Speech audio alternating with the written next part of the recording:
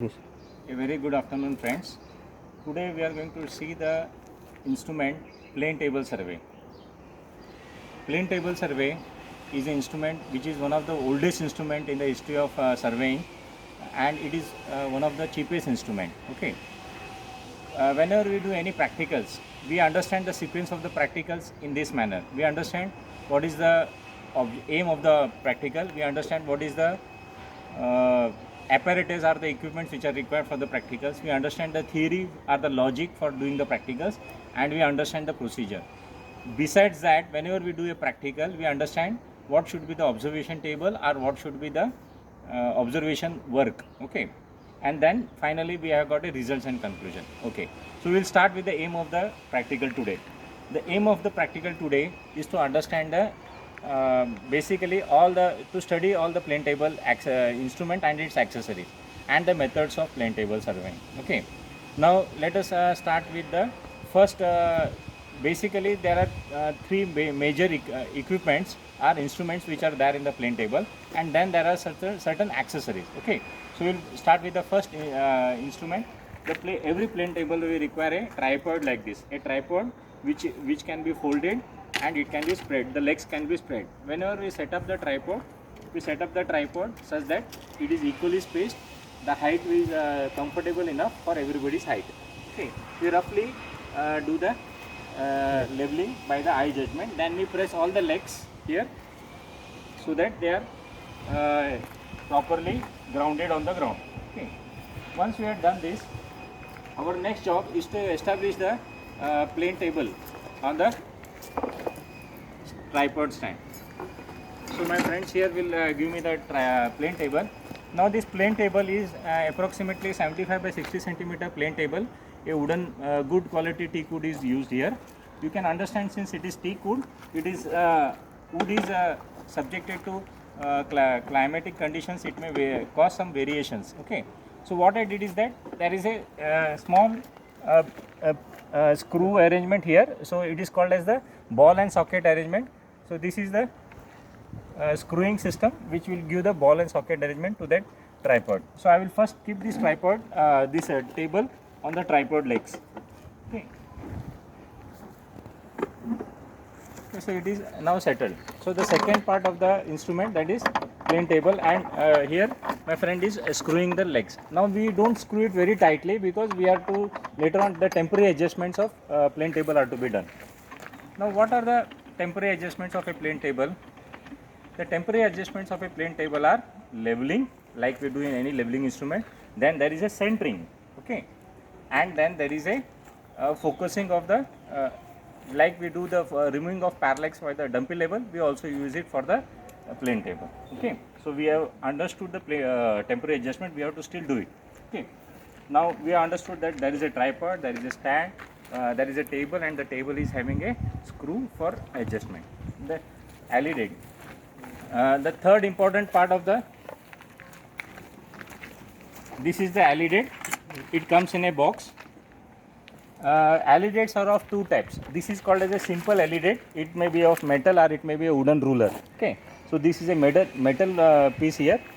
It will have an objective. This is the objective part and this is the eyepiece part. You can see here the eyepiece will have a very narrow slit. Okay, so this is the eyepiece and this is the objective. The object will have a crosshair here. So this is an alley lid. Now this is a simple alley lid. So that these three parts, these are the major equipments of the plane table: the tripod, the plane table, and the alley lid. Then we will look at the accessories. Okay, we will look at one by one accessory. The first accessory is the spirit level. Now this spirit level is simply a bubble tube which will be kept along the edges of the plane table like this, and we adjust the plane table. Okay, you can see the bubble tube. We can see that the bubble is now out, so I can loosen this plane table and I can adjust it such that the bubble tube is come in the center, and then I will lock it. So this is one direction. We have to do it unidirectional. Again I keep it in this direction. Okay, again I will see that the plane table is not properly leveled, so I will level it by lifting it and then locking it. That means the leveling is done here, but you can see here one graduation it may move. Now in plane or you can use also the leg also. You can see I can slightly move the leg and bring the bubble in the center. Now the bubble has come in the center, okay, and the bubble here also, if it is not in the center, again we will move slightly this length in the clockwise or anti-clockwise direction, and it has come in the center. Okay, so along the parallel to the edges of the plane table we will keep it, and we will move the legs. Okay, so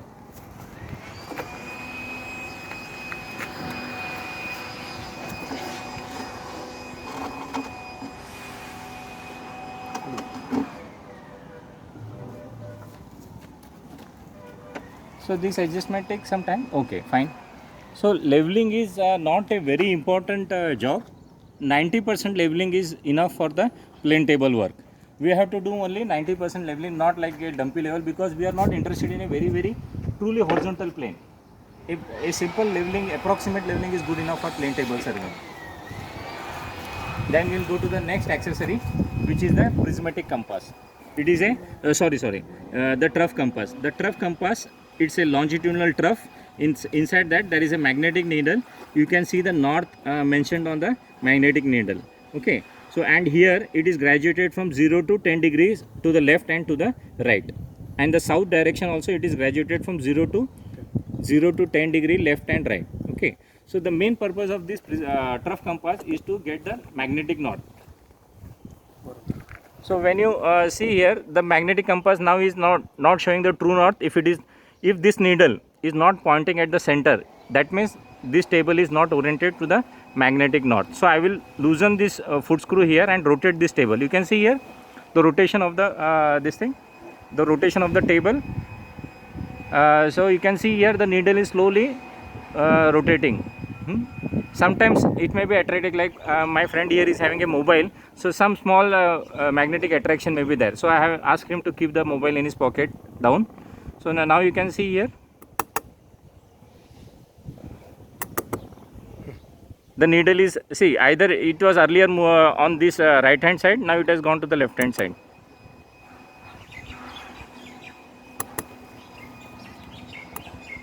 It should be freely suspended.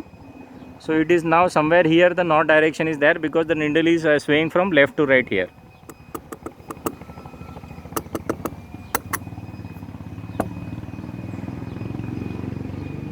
Slowly we will do it now, because it is swaying left to right here.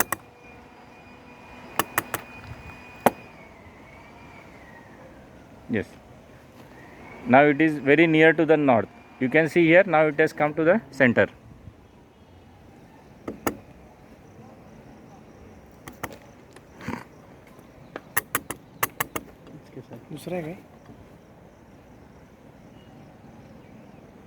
Freely suspended पाहिजे तो. Okay, it is having maybe some small local attraction, because of which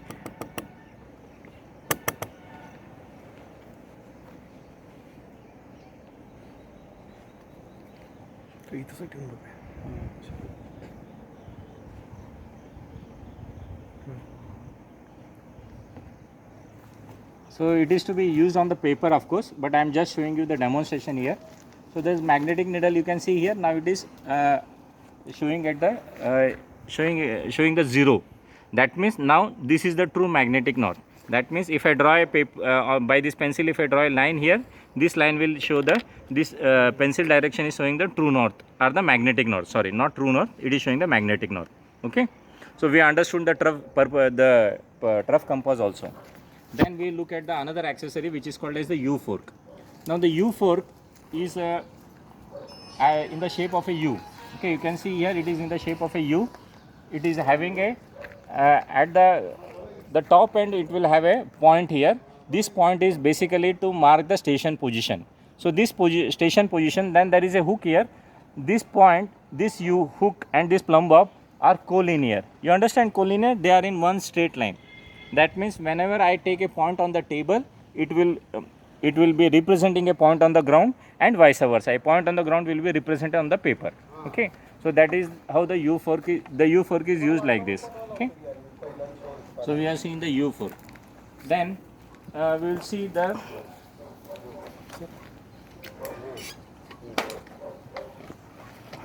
one more accessory which is called as the telescopic alidate. Now this is the telescopic alidate.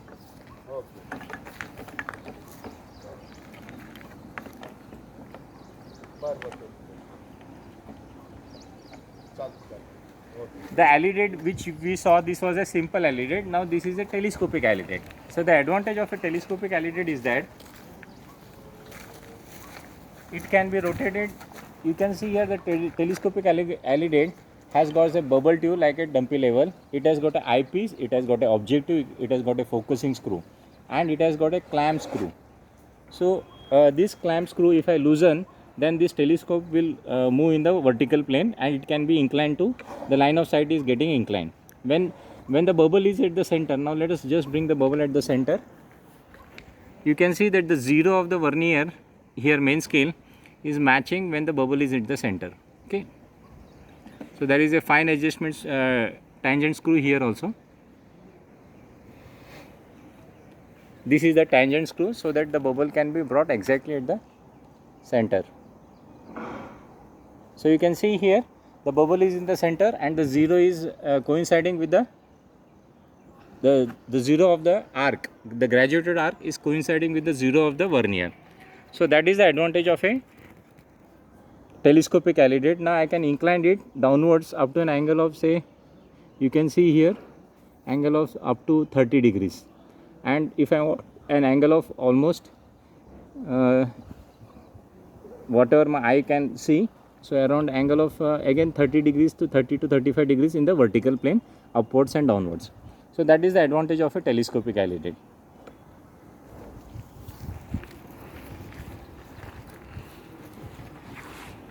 Okay, we have seen all the accessories of a plane table survey. Now we will understand what are the what is the basic principle of plane table survey. What is the basic principle of plane table survey? The basic principle of plane table survey is called as parallelism. What is meant by parallelism? A line on the paper is parallel to the line on the ground. Okay, we will understand this with the help of this. Now these are certain accessories which I will be using. I will be using a clamp to clamp this. Now since this is a small paper, I will be using small pins to just attach this.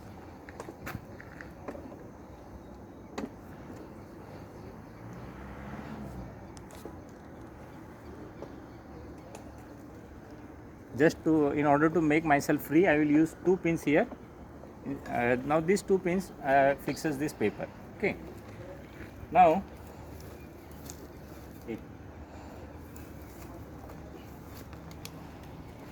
take the ranging rod. Ranging rod.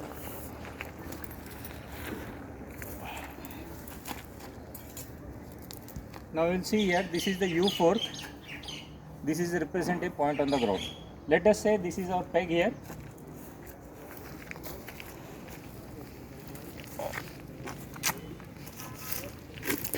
Let us say this is our peg here. Okay, this stone is our peg. We have marked, a center on this stone. So this center of the stone is represented by the plumb bob, and this plumb bob will be representing a point on the paper. So let us say this is the point on the paper. Okay. So now this point represents the point station, my station point. Let us call it, I will call it station point O. Okay. So station, I will make a remark here. This is O is the station point.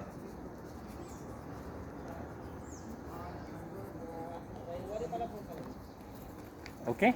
So now we are discussing about the principle of parallelism. So I will take a alidate here. The job of my U fork is now over because I have marked the centering. I will keep it aside.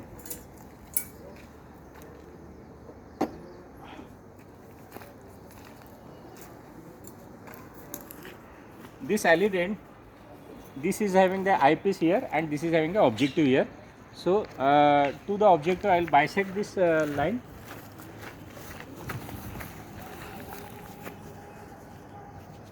we have to look through this eyepiece and bisect the ranging rod. Line it है. Zoom out कर.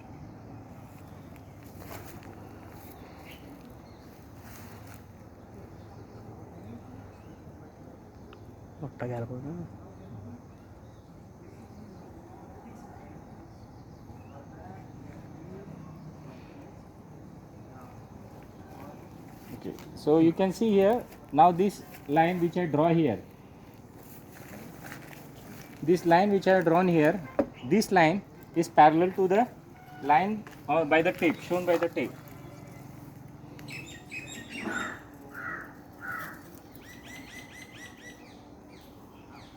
So this tape line is parallel to this line drawn on the paper. So this is the principle of parallelism which we use for the plane table survey.